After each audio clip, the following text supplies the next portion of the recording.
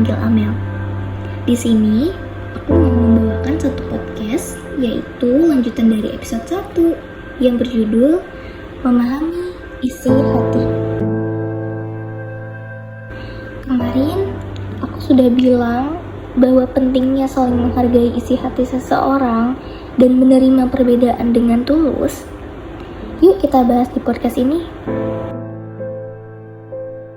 Memahami isi hati seseorang bukanlah hal yang mudah.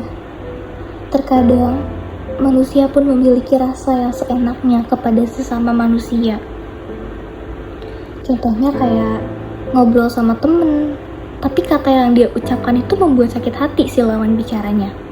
Apakah pantas? Jelas tidak. Apapun katanya, apapun pembahasan bicaranya, lebih baik dipikir 2 kali dulu sebelum diucapkan. Karena kita tidak tahu apakah kata kita membuat sakit hati, apakah tidak. Sebaiknya kita pertimbangkan dulu apa yang mau kita ucapkan. Karena belum tentu dia bisa menerima apa yang kita katakan. Bisa jadi orang itu cenderung lemah tentang hati. Ya bisa dibilang baperan. Tapi baperan yang aku maksud itu bukan baperan yang alay atau lebay ya. Beda, oke? Maka dari itu, jika kita tidak mau dibuat sakit hati, maka janganlah kita membuat sakit hati. Dan bagaimana cara kita bisa memahami isi hati seseorang? Yaitu belajar memahami diri sendiri dulu. Karena kalau tidak begitu, kita akan terus seperti itu.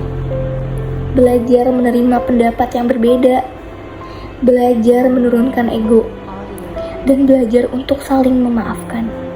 Ingat ya, minta maaf duluan itu tidak membuat harga diri turun. Justru akan membuat diri kita terasa lebih tenang karena tidak ada beban dan pikiran yang terus berlalu lalang. Paham ya? Aku, Amelia, izin menutup podcast kedua aku. Makasih banyak ya yang udah dengerin. Semoga podcast aku bermotivasi ke depannya buat kalian. Dadah!